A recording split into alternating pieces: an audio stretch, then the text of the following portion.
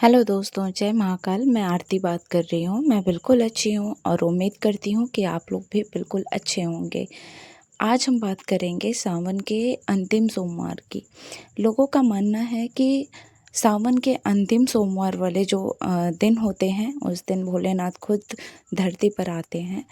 और इन सब के साथ साथ मैं आपको ये भी बताना चाहती हूँ कि आप तो जानते होंगे ना कि कांवड़ यात्रा किसने सर्वप्रथम किया और क्यों किया, और इसके पीछे की क्या कहानी है। जैसे ये डाक बम वाले जा रहे हैं सबके लिए, तो मैं थोड़ा सा आपको ब्रीफ करूँगी, उस कहानी के बारे में आपको बताऊँगी। आप तो जानते होंगे कि समुद्र मंथन हुआ था। समुद्र मंथन में आप वो विष आया था, विष निकला था ना, तो वो भोलेनाथ ने पी लिया था। उनके गले में बहुत ज़्यादा जलन हो रही थी। तो उस कंडीशन में सबसे पहले लोगों ने गंगा जल अर्पित करना स्टार्ट कर दिया था, ताकि उन्हें शीतलता मिले, मतलब ठंडा असर हो और जहर का असर ज़्यादा ना हो। तो तब से ये प्रथा चली आ रही है। सर्वप्रथम परशुराम जी को आप जानते होंगे। उन्होंने सर्वप्रथम भोलेनाथ पर गंगा जल और कांवड़ लेकर के समर्पित किया था। तो तब से ये चला आ रहा है। लोग कांवड़ लेके जाते हैं, डाक बम वाले जाते हैं, बोल बम वाले जाते हैं, कांवड़ लेके जाता है। बहुत अच्छा लगता है, बहुत बहुत प्यारा लगता है। इन सब के साथ मैं बताऊंगी थोड़ा सा पूजा विधि के बारे में। पूजा विधि मुझे भी बहुत अच्छे से नहीं पता है, लेकिन जितना पता है उसमें जो त्रुटि होगी वो आप लोग बताएंगे। बाकी मैं आपको बता रही हूँ। सर्वप्रथम हमारे यहाँ दूध चढ़ाते हैं। दूध के बाद दही भी चढ़ाते हैं। दही के बाद थोड़ा सा शहद लेते हैं, शहद से शिवलिंग को मालिश करते हैं। उसके बाद जल अर्पित करते हैं, जल से साफ करके जल चढ़ाते हैं।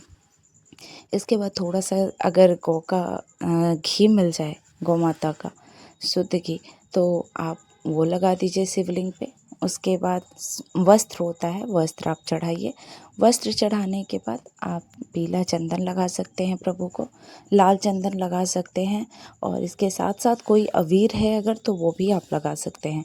लेकिन जो सिंदूर होता है ना, जो औरतें अपनी मांग में सजाती है सिंदूर, वो भोलेनाथ को नहीं चढ़ता है, तो वो नहीं चढ़ाना होता है। इन सब के साथ साथ फिर भोलेनाथ को सबसे ज़्यादा प्रिय फूल है धतूर। धतूर और बेलपत्र, अक्षत, और भी बहुत सारे पुष्प हैं, जैसे कनेर हो गया, और भी हैं, तो आप उन्हें चढ़ा सकते हैं। इसके साथ साथ भांग, मरीच, इलायची, लौंग, ये भी आप अर्पित कर सकते हैं। साबुत अगर मूंग है तो वो भी आप लगा सकते हैं। इन सब के पीछे भी कोई मतलब कहानी है। आप ज़रूर सर्च करके यूट्यूब पे भी देख सकते हैं, और भी गूगल पे भी सर्च करके देख सकते हैं कि क्यों ये सब क्यों चढ़ाए जाते हैं। उन सब के पीछे भी लंबी कहानी है। तो इतना सब करने के बाद आप चाहें तो, जैसे पुष्प वगैरह अर्पित हो चुका है, तो आप प्रभु को भोग लगा सकते हैं। भोग लगाने के बाद सर्वप्रथम आप एक घी वाली जो होती बाती, जो बनाते हैं कपास की, कपास जानते होंगे आप लोग, कपास वाला जो रुई होता है उसी से बत्ती बनती है। उस बत्ती को घी में लपेट करके आप वो चढ़ा सकते हैं, वो लगा सकते हैं। उसके बाद धूप बत्ती है, आप धूप बत्ती भी जला लेते हैं। इन सब के साथ आप शिव चालीसा पढ़ सकते हैं, शिव आरती पढ़ सकते हैं, और इन सब के बाद कर्पूर गौरम करुणावतारम, ये भी आप पढ़ सकते हैं। मैं अगर आपको जिनको नहीं पता है उनके लिए मैं थोड़ा सा बता भी देती हूँ। कर्पूर गौरम करुणावतारम संसार सारम भुजगेन्द्रहारम सदा वसन्तं हृदयारविन्दे भवं भवानी सहितं नमामि। त्वमेव माता च पिता त्वमेव, त्वमेव बन्धु च सखा त्वमेव, त्वमेव विद्या द्रविडं त्वमेव, त्वमेव सर्वं मम देव देव। जय हो भोलेनाथ महाराज। अब इसमें जो भी आप लोगों को ऐसा लग रहा है कि यहाँ पे त्रुटि है, कुछ गलती है, तो वो आप हमें कमेंट में बताइएगा और उसको मैं सुधार करूँगी। और प्लीज़ अगर आप लोगों को वीडियो अच्छी लगती है तो प्लीज़ सपोर्ट कीजिए। प्लीज़ आप कमेंट भी कर लिया करिए, लाइक भी कीजिए। और आप लोग सब्सक्राइब नहीं करते हैं। मैं सच बता रही हूँ, मुझे इतने अच्छे से नहीं आता है वीडियोस बनाना, बट फिर भी मैं ट्राई कर रही हूँ। मैं पूरी कोशिश करती हूँ कि अच्छे से अच्छा कर सकूँ, और जहाँ थोड़ा बहुत मिस्टेक हो रहा है उसके लिए आप मेरी मदद कर सकते हैं।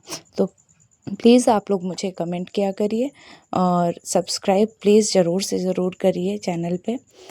और जो आपको थोड़ा बहुत ऐसा लग रहा है कि नहीं यहाँ पे ये चीज़ होना चाहिए, गलत है यहाँ पे, तो आप प्लीज़ मुझे बताइएगा, क्योंकि मैं आपको पहले बता देती हूँ।